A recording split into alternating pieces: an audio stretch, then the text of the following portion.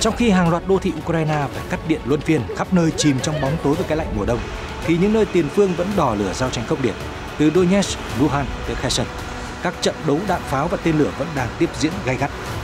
Đáng chú ý, tờ báo Jazeera đặt vấn đề: phải chăng Nga đang giăng bẫy ở Kherson, còn Ukraine tìm kiếm những lỗ hổng phòng ngự? Đài CBS của Mỹ chỉ ra các dấu hiệu quân Nga bức bối ở Ukraine.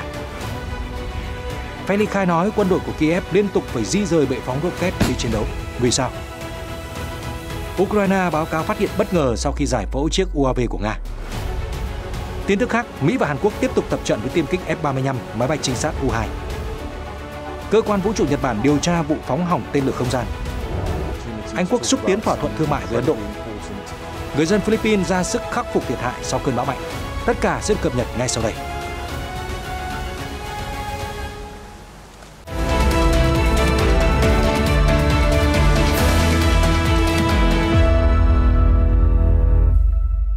Chào mừng quý vị đến với chương trình tin quốc tế. Thưa quý vị, liên quan xung đột ở Đông Âu trong khi các đô thị Ukraine chìm trong bóng tối do cơ sở hạ tầng năng lượng bị hư hại, các nơi tiền phương vẫn chứng kiến giao tranh nảy lửa, hãng AP đưa tin.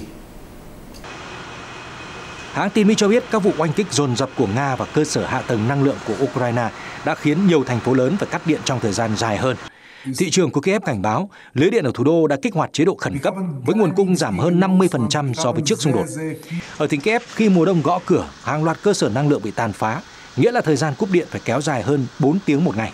Theo thông báo của Ukrenergo, đơn vị vận hành lưới điện cao thế của Ukraine, Thống đốc tỉnh Kiev, ông Oleksiy Kuleba cảnh báo tình trạng cúp điện nghiêm trọng hơn có thể xảy ra trong vài ngày tới.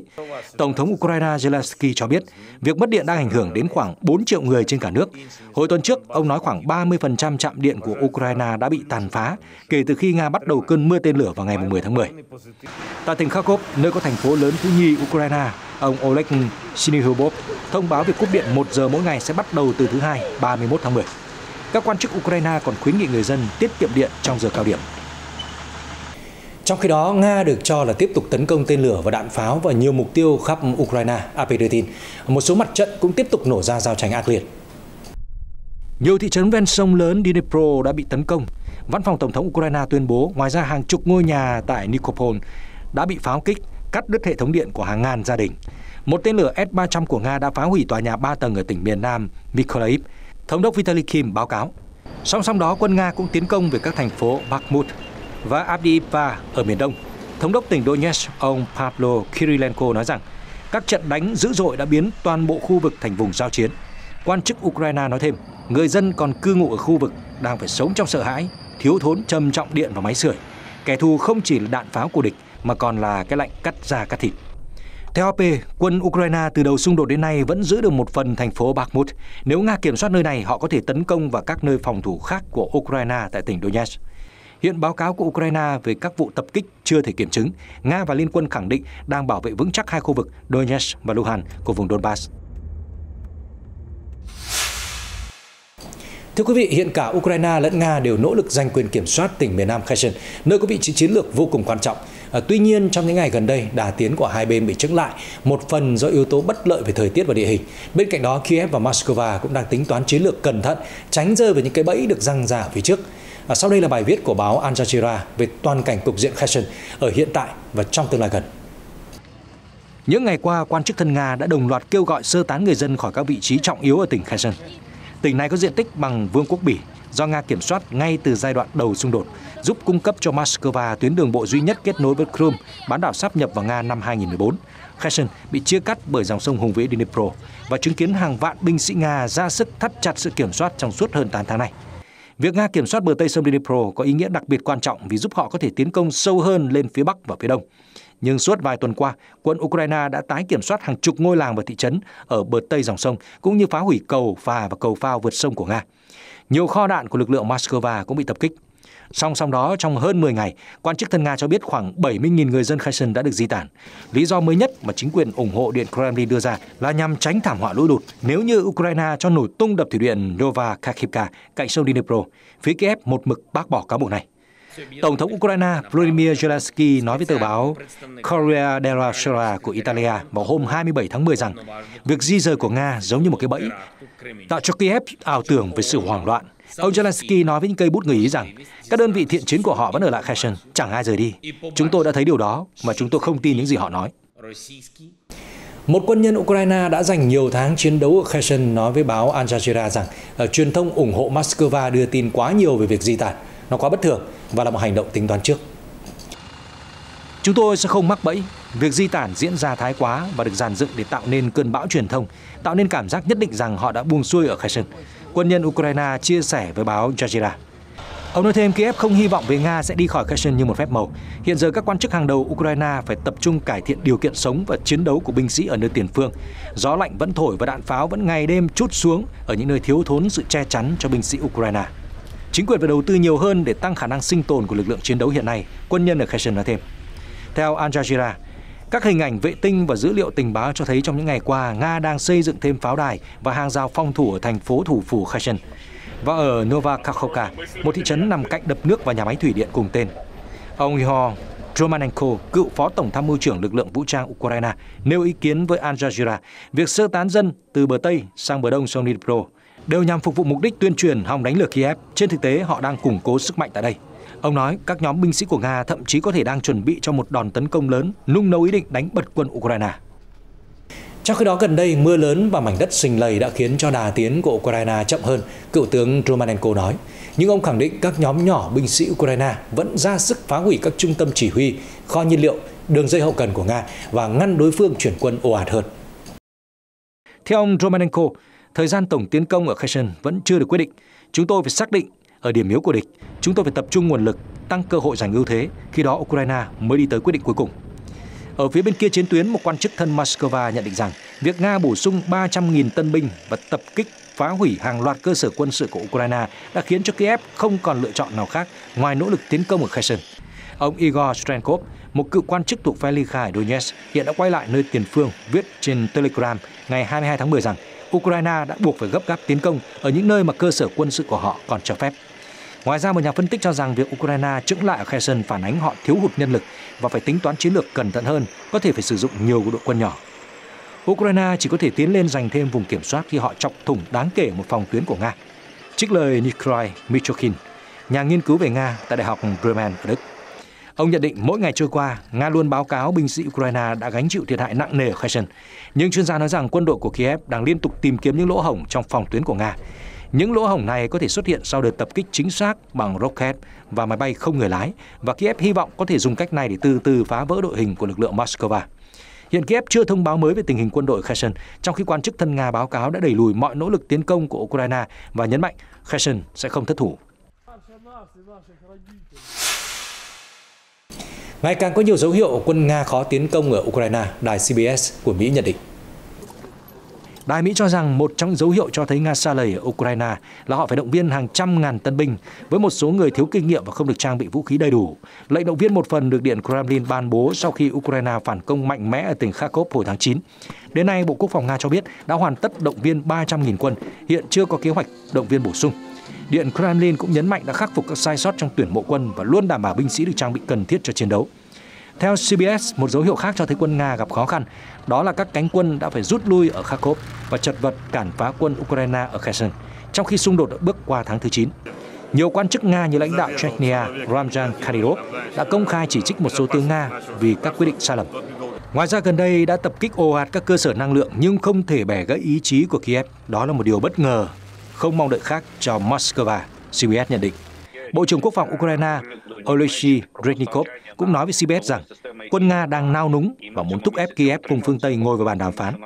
Nga hiện không bình luận với các quan điểm của đài CBS. Trong bài phát biểu ngày 27 tháng 10, Tổng thống Nga Vladimir Putin khẳng định chiến dịch quân sự đặc biệt ở Ukraine vẫn diễn ra theo kế hoạch và nhất định hoàn tất các mục tiêu đề ra. Lực lượng vũ trang Ukraine không thể bảo đảm an toàn cho pháo binh, vì vậy họ liên tục di rời các bệ phóng rocket đa nòng khỏi vị trí thuận lợi, một quan chức trong chính quyền Cộng hòa Nhân dân Donetsk DPR tự xưng cho biết với hãng tin TASS. Cụ thể, ông Andrei Bayevsky, quan chức có hàm đại tá của DPR tự xưng cho rằng quân địch không thể cung cấp bảo vệ đường không cho các đơn vị pháo binh, vì vậy Ukraine liên tục phải di rời bệ pháo ra khỏi vị trí thuận lợi. Theo TASS, giới chức Ukraine đã liên tục hối thúc phương Tây hỗ trợ các hệ thống phòng không. Ngày 13 tháng 10, Tổng thống Ukraine Zelensky nhận định các vũ khí hiện tại của quân đội nước này mới chỉ đáp ứng khoảng 10% nhu cầu phòng không. Ngày 29 tháng 10, TASS cũng dẫn lời ông Andrei Bayevsky đánh giá rằng quân đội Ukraine đã hoàn toàn chuyển sang các loại đạn pháo có tầm bắn xa nhất. Ông nhấn mạnh quân địch đã hoàn toàn chuyển sang sử dụng hệ thống pháo 152mm và 155mm, nghĩa là các loại tầm xa nhất. Chúng cũng tiếp tục nã pháo từ bệ phóng Grad và HIMARS từ khoảng cách xa nhất có thể. Hiện phía Ukraine chưa bình luận về các thông tin nói trên. Mỹ và phương Tây đã cung cấp pháo tự hành hiện đại có tầm bắn xa hơn cho Ukraine, bất chấp cảnh báo của Nga rằng điều đó sẽ càng khiến xung đột kéo dài.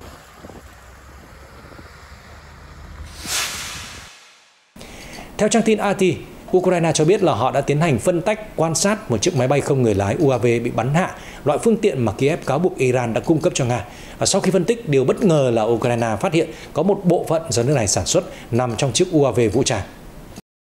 Các quan chức quân đội Ukraine cho biết là họ đã phát hiện ra một bộ phận do Ukraine sản xuất bên trong một máy bay không người lái UAV của Iran bị bắn rơi gần cảng Odessa ở Biển Đen. Gần đây, Kiev cùng phương Tây đã liên tục cáo buộc Moscow sử dụng UAV của Iran để tấn công thủ đô Kiev và các thành phố khác. Lực lượng vũ trang Ukraine đã báo cáo kết quả nghiên cứu UAV trên kênh truyền hình Military TV UA vào hôm thứ Tư 26 tháng 10.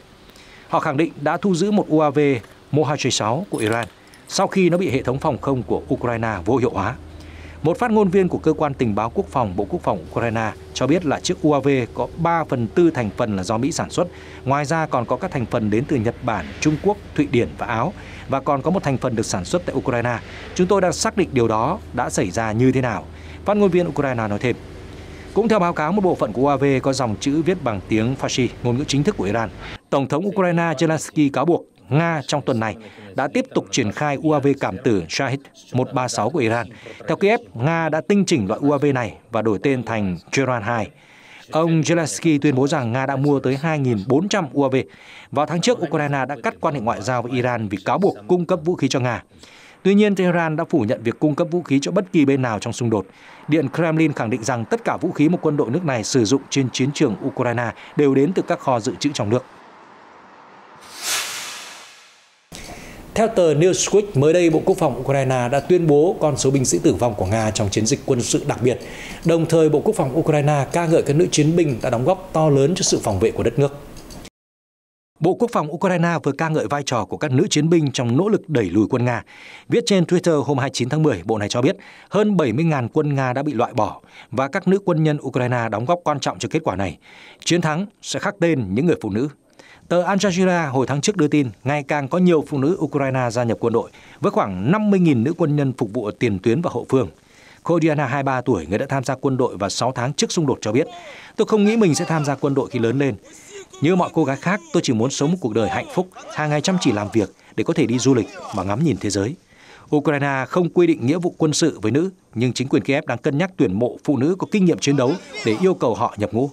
Theo Newsweek, khoảng 32.000 nữ quân nhân đã phục vụ quân đội Ukraine cho đến cuối năm 2021.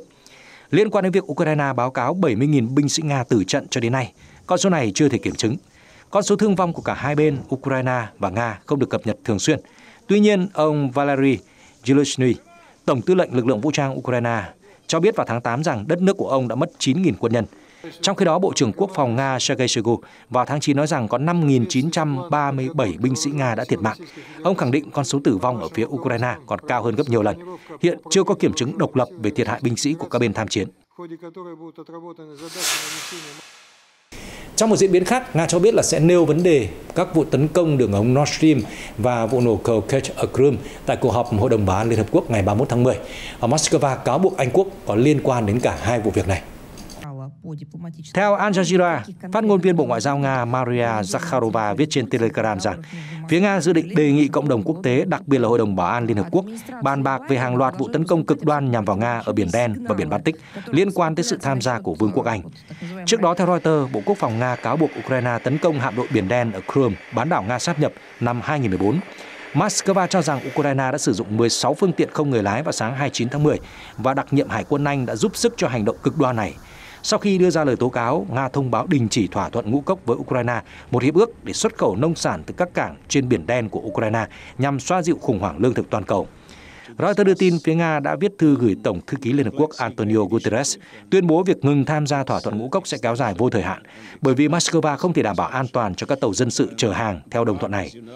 Bên cạnh đó, trong thông cáo ngày 29 tháng 10, Bộ Quốc phòng Nga cáo buộc thành viên một đơn vị thuộc Hải quân Anh có liên quan vụ nổ 2 đường ống Nord Stream hồi cuối tháng 9. Anh Quốc cùng ngày 29 tháng 10 nói rằng mọi cáo buộc của Nga, bao gồm cáo buộc Hải quân Anh kích nổ đường ống Nord Stream đều là giả mạo, với mục đích phân tán sự chú ý khỏi các bước lùi của quân Nga trên chiến trường. Cùng chung quan điểm với London, Phó phát ngôn viên Bộ Ngoại giao Pháp ngày 30 tháng 10 cho rằng Nga thường sử dụng chiến lược phân tán sự chú ý để trốn tránh trách nhiệm trong cuộc xung đột ở Ukraine. Paris cho rằng các cáo buộc của Moscow nhắm vào London là không có cơ sở. Reuters đưa tin, hiện chưa thể kiểm chứng báo cáo của các bên. Cuộc họp của Hội đồng Bảo an Liên Hợp Quốc trong ngày 31 tháng 10 về vấn đề này có thể sẽ chứng kiến thêm nhiều tranh cãi. Chuyển sang các tin tức khác, theo tờ Nikkei Asia, Mỹ và Hàn Quốc sắp tổ chức tập trận chung kéo dài 5 ngày với sự tham gia của hơn 240 máy bay chiến đấu trong bối cảnh Triều Tiên liên tục phóng thử tên lửa đạn đạo. Cuộc tập trận mang tên Bão Cảnh Giác sẽ diễn ra suốt ngày đêm từ ngày 31 tháng 10 đến mùng 4 tháng 11. Thông báo tập trận được công bố chỉ vài ngày sau khi Hàn Quốc vào hôm 28 tháng 10 vừa kết thúc cuộc tập trận dã chiến Hogyuk do Hoa Kỳ hỗ trợ hàng năm. Mỹ-Hàn suốt nhiều tháng qua tăng cường tập trận trong lúc giới tình báo hai nước đánh giá rằng Bình Nhưỡng đang chuẩn bị tiến hành vụ thử hạt nhân đầu tiên kể từ năm 2017. Máy bay chiến đấu tàng hình F-35B của Mỹ đóng tại căn cứ Iwakuni ở Nhật Bản sẽ lần đầu tiên được triển khai tới căn cứ của Hàn Quốc để tham gia cuộc tập trận Bão Cảnh Giác, cùng với các máy bay phản lực F-35A và F-15 của Hàn Quốc. Mỹ cũng sẽ triển khai máy bay tác chiến điện tử EA-18 và máy bay trinh sát U-2. Một máy bay chở dầu của Úc cũng sẽ tham gia cuộc tập trận để thực hành tiếp nhiên liệu trên không cho các máy bay chiến đấu Hàn Quốc. Cũng trong ngày 28 tháng 10, khi Hàn Quốc đưa ra thông báo cuộc tập trận mới, phía Triều Tiên đã bắn 2 tên lửa đạn đạo tầm ngắn vào biển Nhật Bản từ khu vực ven biển phía đông Tongchon. Đây là lần phóng tên lửa đầu tiên sau 2 tuần của Bình Nhưỡng. Theo báo cáo của Seoul, tên lửa đã bay khoảng 230 km và đạt độ cao tối đa 24 km. Đây là khoảng cách ngắn nhất trong số các vụ phóng của Bình Nhưỡng kể từ cuối tháng 9. Các nhà phân tích quốc phòng cho biết động thái này có thể nhằm mô phỏng một cuộc tấn công tầm ngắn nhằm vào lực lượng Hàn Quốc và Mỹ. Bộ Quốc phòng Nhật Bản hôm 28 tháng 10 cho biết không có tên lửa nào được xác định rơi vào lãnh hải hoặc vùng đặc quyền kinh tế của Nhật Bản.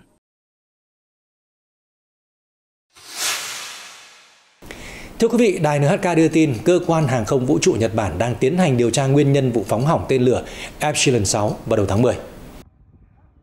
Cơ quan nghiên cứu và phát triển hàng không vũ trụ Nhật Bản JAXA nghi ngờ nguyên nhân phóng hỏng tên lửa là do các lỗi kỹ thuật trong hệ thống sử dụng động cơ đẩy để kiểm soát tên lửa. JAXA đã báo cáo chi tiết việc điều tra trước một ủy ban gồm những chuyên gia chính phủ vào ngày 28 tháng 10, đài NHK cho hay. Đại diện JAXA cho rằng một van trong đường ống có lẽ không hoạt động đúng cách dẫn tới sự cố. Trước đó, cơ quan vũ trụ Nhật Bản đã phát hiện vấn đề đối với một trong những thiết bị kiểm soát được gắn vào động cơ tầng 2 của tên lửa. JAXA đang tìm hiểu liệu có rủi ro xảy ra khi phóng tên lửa mới H3 hay không. Tên lửa này cũng dùng loại van đến từ nhà sản xuất cung cấp cho Epsilon nhưng là một phiên bản khác.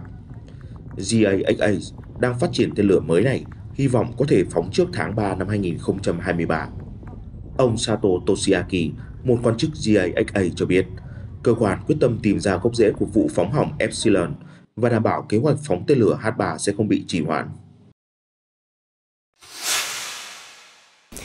Thưa quý vị, truyền thông Ấn Độ cho rằng việc ông Rishi Sunak đảm nhận vị trí thủ tướng gốc Ấn Độ đầu tiên của Anh vào ngày 25 tháng 10 đã thắp lên hy vọng mới về Hiệp định Thương mại Tự do FTA Ấn Độ-Anh Quốc có thể sẽ sớm hoàn thành. Mới đây, giới chức Anh cho biết là họ ưu tiên xúc tiến thỏa thuận nhưng chưa thể nói chắc thời gian ký kết, Reuters đưa tin. Theo Reuters, Ngoại trưởng Anh James Cleverly đã phát biểu trước báo chí sau cuộc họp với người đồng cấp Ấn Độ Jai Shankar ở New Delhi. Ông nói rằng mối quan hệ song phương sẽ được cải thiện mạnh mẽ dưới thời thân Thủ tướng Rishi Sunak. Ngoại trưởng Anh đã từ chối đặt ra thời gian ký kết thỏa thuận thương mại giữa nước này với Ấn Độ. Các chính quyền tiền nhiệm của Anh do ông Boris Johnson và bà Liz Truss dẫn dắt đã từng hy vọng ký kết thỏa thuận trước dịp lễ hội ánh sáng Diwali. Cuối cùng, lễ hội cực kỳ quan trọng này của Hindu giáo đã diễn ra hôm 24 tháng 10, nhưng thỏa thuận vẫn còn dang dở. Bộ trưởng Ngoại giao Cleverly vừa qua cũng không khẳng định liệu thỏa thuận có thể hoàn thành trong năm nay. Các vấn đề phải tiếp tục bàn bạc, bao gồm thuế nhập khẩu cao đối với rượu whisky Anh kinh doanh tại Ấn Độ. New Delhi cũng mong muốn Anh đưa ra quy trình cấp thị thực dễ dàng hơn cho người Ấn Độ. Ngoại trưởng Cleverly nói rằng Ông mong muốn sẽ cải thiện tốc độ và sự thuận lợi trong cung cấp thị thực. Bên cạnh đó, hai nước mong muốn tăng gấp đôi thương mại song phương vào năm 2030 từ mức hơn 31 tỷ đô la ở hiện tại. Khi được hỏi về kế hoạch của G7 đối với áp giá trần dầu mỏ của Nga và liệu London có thuyết phục New Delhi ủng hộ việc này hay không, ông Cleverly nói rằng London không tác động đến chính sách đối ngoại của Ấn Độ.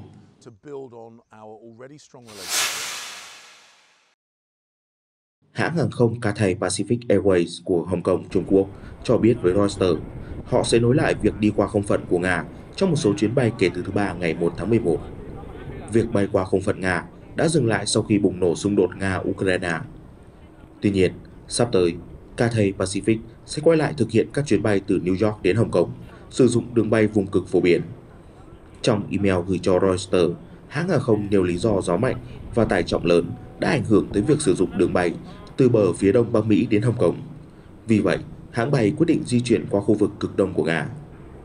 Đường bay vùng cực cung cấp trải nghiệm bay an toàn, trực tiếp và nhanh nhất cho hành khách của chúng tôi từ bờ đông Bắc Mỹ tới Hồng Kông, hãng Cathay cho biết. Nói thêm rằng, quyết định của họ không bị cản trở bởi bất kỳ biện pháp trừng phạt nào. Nga trong năm nay đã đóng không phận với các hãng bay của Mỹ và châu Âu, buộc một số chuyến bay tới châu Á phải di chuyển quãng đường dài hơn.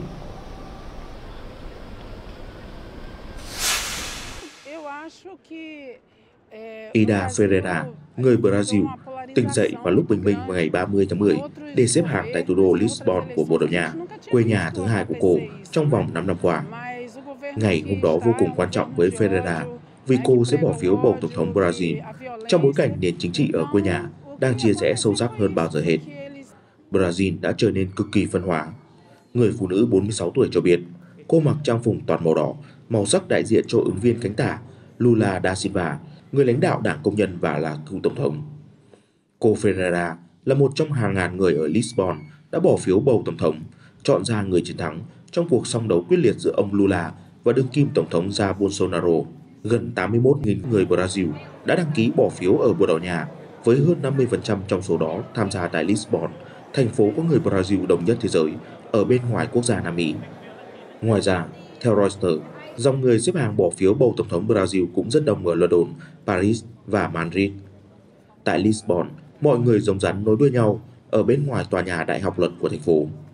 Một số người mặc áo thun in tên của ông Lula, trong khi những người khác chọn trang phục màu vàng và xanh lá, đại diện cho nhóm ủng hộ của ông Bolsonaro. Antonio Coho, 80 tuổi, mặc áo vest màu vàng, dự đoán rằng dù kết quả rất xí xào, nhưng ông Bolsonaro sẽ chiến thắng. Điều quan trọng là ông Bolsonaro phải thắng, vì chúng ta không muốn một người bòn rút như ông Lula trở thành tổng thống, cử tri Coho nêu ý kiến. Ông Lula vào năm 2018 bị tuyên án tù 19 tháng vì tội tham ô, nhưng đến năm ngoái, tòa án tối cao đã lật ngược bản án này. Các bảng khảo sát trong tuần cuối cùng tranh cử cho thấy màn rượt đuổi cực kỳ gắt gao với ông Bolsonaro đã rút ngắn khoảng cách so với người dẫn đầu Lula. Nhà sĩ Wendy Rodriguez, 65 tuổi, là một người khác ủng hộ ông Bolsonaro cho rằng ứng viên cực hữu đại diện những gì tốt nhất của Brazil. Nhưng với những người khác, quan điểm phân biệt chủng tộc và kỳ thị giới tính của Tổng thống Bolsonaro là lý do khiến họ ra nước ngoài sau khi ông đắc cử.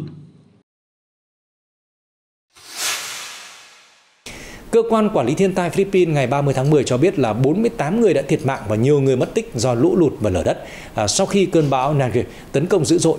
Công tác khắc phục thiên tai đang được khẩn trương tiến hành. Mưa lớn gây sạt lở và lũ lụt đã khiến ít nhất 48 người tử vong. Ngoài ra, 22 người khác mất tích ở nhiều nơi trên khắp Philippines, cơ quan ứng phó thiên tai của quốc gia này cho biết hôm 30 tháng 10. Khoảng 40 người bị thương sau cơn bão, trong khi gần 170.000 người mất nhà cửa, phải tá túc ở các trung tâm lánh nạn. Vào cuối tuần, bão Nagin đã rời khỏi đất liền Philippines, tiến vào Biển Đông. Hầu hết người tử vong được ghi nhận ở miền nam đất nước. Cụ thể, có 40 người qua đời và 10 người vẫn mất tích sau các vụ lở đất, theo Reuters. Một trưởng làng nói với Reuters, khoảng 6 giờ tối, mưa vẫn không ngừng trút xuống. Đến 10 giờ thì đê bị vỡ và nước tràn vào rất nhanh, cao hơn đầu người. Dân làng không kịp chuẩn bị. Hiện giờ, chúng tôi chỉ mong có điện, có nước trở lại để dọn dẹp nhà cửa. Nhu cầu số 1 hiện giờ là nước sạch. Người dân địa phương tên Jelaufi bày tỏ, tất cả mọi thứ trong nhà tôi đều bị hư hỏng, bao gồm tủ lạnh, không cứu được thứ gì. Không ai ngờ nước sẽ cao lên như vậy. Chúng tôi nghĩ mực nước cùng lắm chỉ cao tới đầu gối. Tổng thống Ferdinand Marcos Jr. ngày 29 tháng 10 yêu cầu phân phối khẩn cấp nhu yếu phẩm cho các vùng gánh chịu thiên tai. Cơ quan khí tượng Philippines cho biết bão Nangi đã theo hướng Tây đi vào Biển Đông và có thể mạnh lên.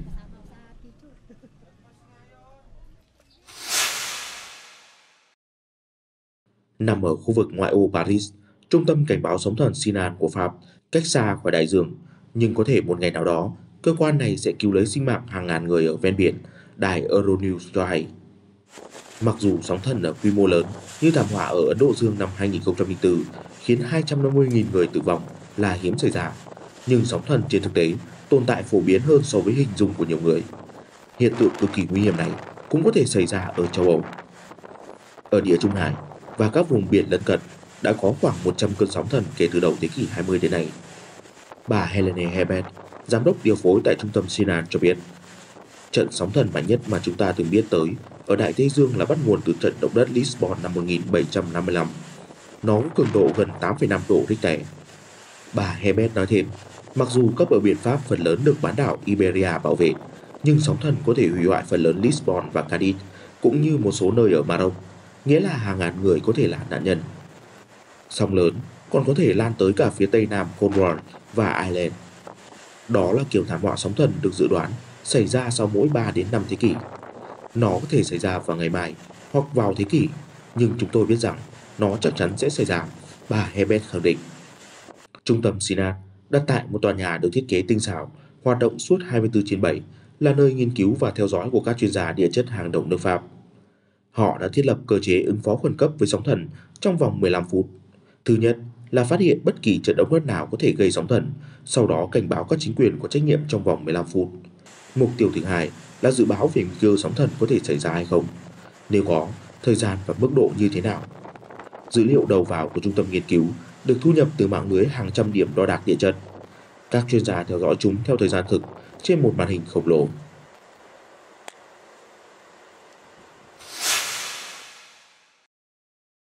Công ty đường sắt ASB của Thụy Sĩ ngày 29 tháng 10 vừa lập kỷ lục thế giới về đoàn tàu chở khách dài nhất thế giới. Đoàn tàu này dài tới gần 1,91 km, chạy quãng đường 25 km trên dãy Alps từ Breda tới Filisu, đi qua nhiều cầu cạn và đường hầm xuyên núi, có tốc độ tối đa là 35 km/h. Kỷ lục về đoàn tàu dài nhất thế giới đã được công nhận trong sách Guinness. Sự kiện này đặc biệt ý nghĩa khi trùng với kỷ niệm 175 ngành đường sắt Thụy Sĩ, công ty ASB cho biết. Đoàn tàu gồm 100 tòa chở khách, cần 7 tài xế và 21 kỹ sư để vận hành.